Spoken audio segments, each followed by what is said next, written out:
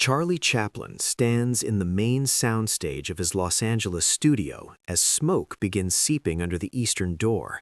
Fire alarm bells clang throughout the building, while 47 crew members rush for the exits, following emergency evacuation procedures drilled countless times, but never tested by real flames. Everyone escaped safely in under 3 minutes, but Charlie remains behind. Not for money or equipment or film reels worth thousands of dollars.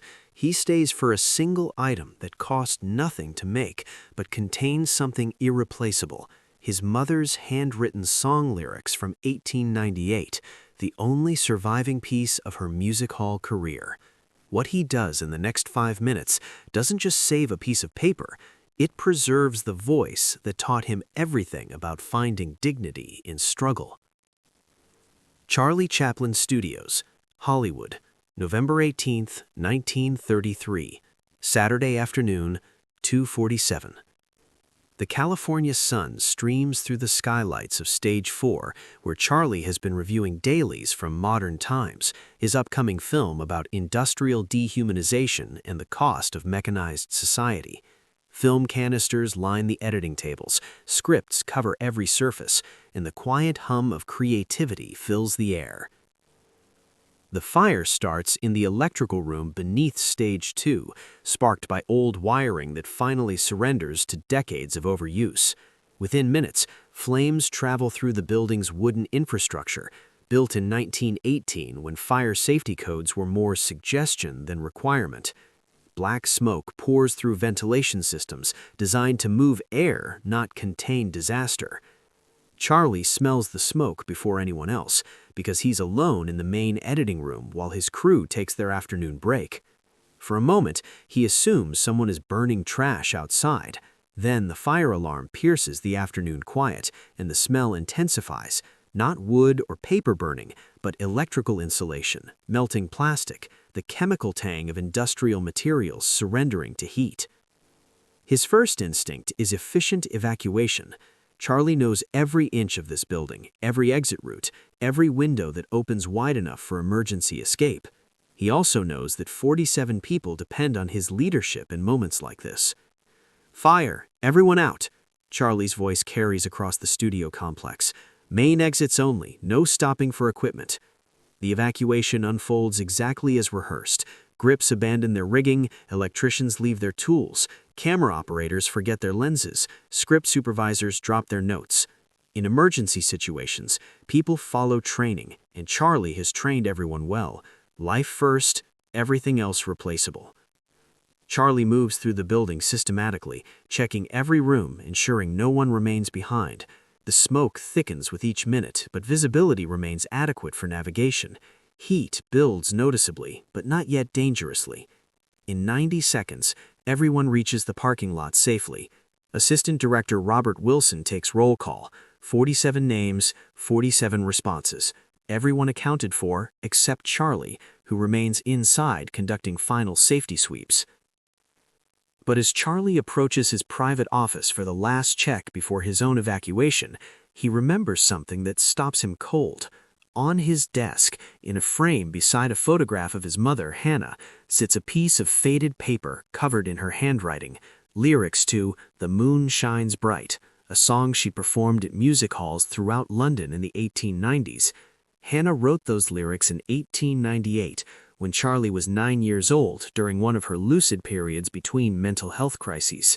She gave them to him the night before entering the workhouse, saying, "Charlie, when you become famous, and you will become famous, remember that every song starts with words someone writes alone, hoping someone else will sing them."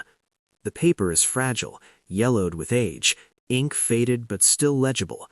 It's the only surviving example of Hannah's creative work, the only proof that before mental illness consumed her identity, she was an artist who created beauty rather than just someone who suffered.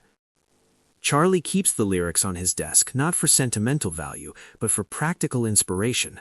When facing creative challenges, when wondering whether his work serves any purpose beyond entertainment, he reads Hannah's words and remembers why art matters, because it gives voice to people who might otherwise remain silent. Now, with smoke growing thicker and heat intensifying, Charlie faces a choice that will define his priorities. Outside waits safety, surrounded by crew members who depend on his leadership and business associates who depend on his decision-making. Inside, flames advance toward a piece of paper that means nothing to anyone else, but contains his entire understanding of why creativity exists. The logical choice is evacuation. The building is insured, equipment can be replaced, film stock can be reshot, even master prints, if lost, can be reconstructed from existing copies. Nothing in this building is truly irreplaceable, except human life, and all human life is safely outside. But Hannah's lyrics aren't insured. They exist in no copies, no backups, no archives. If they burn, 35 years of carrying his mother's voice disappears forever. Charlie runs toward his office. The smoke on the second floor forces him to crawl, staying below the heat layer while navigating by memory through corridors he's walked thousands of times. The roar of flames grows louder, not the gentle crackle of fireplace burning, but the industrial hunger of fire consuming everything it encounters. His office door is hot to the touch, but not yet dangerous. Inside, smoke fills the air, but visibility remains adequate for quick navigation. Charlie's desk sits exactly where he left it 20 minutes ago, before the world changed from normal Saturday afternoon to emergency evacuation. The framed lyrics sit beside his telephone, unaware of their approaching destruction. Charlie grabs them, feeling the heat of the glass, the weight of the simple wooden frame he built himself to protect something precious. But as he turns to leave, Charlie sees something else. Stacked on a nearby shelf, bound in leather covers, sit the production diaries from every film he's made since 1918. 15 years of daily notes about creative decisions, technical innovations, philosophical insights about the relationship between art and humanity. These diaries contain his complete artistic evolution, every lesson learned, every mistake analyzed, every breakthrough documented. Future filmmakers could study them for decades, learning not just techniques but thought processes behind creative choices. Charlie looks at the diaries, then at Hannah's lyrics in his hands. He has time to save one or the other, not both. The flames are perhaps 2 minutes from reaching this office. The choice is between preserving his mother's voice or preserving his own legacy for future artists. Charlie grabs Hannah's lyrics and leaves the diaries. Running through smoke-filled corridors, Charlie clutches the frame against his chest, protecting it from heat, from impact, from the possibility of dropping something irreplaceable while navigating an increasingly dangerous building. He reaches the main exit as windows begin exploding from heat pressure. The sound is like gunshots, sharp cracks followed by tinkling glass and rushing air feeding hungry flames. Outside, fire trucks arrive with sirens wailing. Crew members cheer when they see Charlie emerge safely, then immediately ask about the building, the equipment, the film footage, the future of their jobs. Charlie looks back at his studio as flames consume the upper floors. 15 years of work burning. Scripts, equipment, film archives, set pieces, costumes, props, everything that represents his professional identity disappearing into smoke and ash. But in his hands, protected by glass and frame and his determination to save what matters most, Hannah's lyrics remain intact. The paper is warm but undamaged, the ink still legible, her words still capable of inspiring future creativity. Robert Wilson approaches. "Mr. Chaplin, the fire department wants to know if anyone's still inside." "No one. Building's empty." "What about equipment? Insurance will want to know what was lost." Charlie looks down at the framed lyrics. Everything was lost, except what mattered most. The fire burns for 6 hours before firefighters contain it. Damage assessment reveals total destruction of stages 2 and 4, partial damage to administrative offices, complete loss of editing facilities, and smoke damage throughout the remaining structures. Insurance investigators catalog the losses. Cameras worth $15,000, lighting equipment worth $8,000, film archives worth $25,000, set pieces and costumes worth $12,000. Total material losses exceed $60,000, enough money to build 3 complete studios. But they don't catalog what Charlie saved because no one else knows its value. 3 months later, during reconstruction planning, Charlie makes a decision that surprises his business manager. Instead of rebuilding exactly as before, he designs the new studio with fireproof storage specifically for irreplaceable items, letters, photographs, personal artifacts that can't be insured because their value can't be calculated. The new vault, built with steel walls and climate control, houses Hannah's lyrics in a place of honor. But Charlie also invites other artists to store their irreplaceable items there. Family letters that inspired songs, sketches that led to masterpieces, personal artifacts that remind creators why they create. The vault becomes legendary in Hollywood as Charlie's Memory Bank, a place where artists preserve not their most expensive possessions, but their most meaningful ones.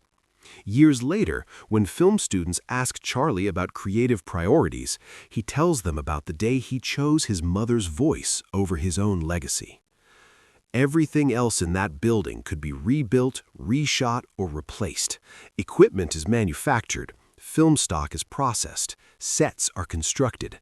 But my mother's words were written once by one person in one moment of inspiration that will never happen again. But your production diaries contained 15 years of artistic knowledge. Artistic knowledge lives in your hands and heart, not on paper. I could rewrite every creative insight from memory because I lived those insights, but I could never rewrite my mother's lyrics because I didn't live her inspiration. Charlie continues, "The fire taught me the difference between what I own and what I am. I owned expensive equipment and valuable archives, but I am the person whose mother wrote those words, whose childhood was shaped by her creativity, whose understanding of art began with her belief that everyone deserves dignity." So you'd make the same choice again? Without hesitation. Your tools can be replaced. Your inspiration is irreplaceable. Protect what made you, not what you made. The 5 minutes Charlie spent saving Hannah's lyrics didn't just preserve a piece of paper, it clarified his understanding of what matters most in creative work. Not the expensive tools or impressive archives, but the personal experiences that teach you why art exists and who it should serve. The fire destroyed Charlie Chaplin's studio, but strengthened Charlie Chaplin's sense of purpose.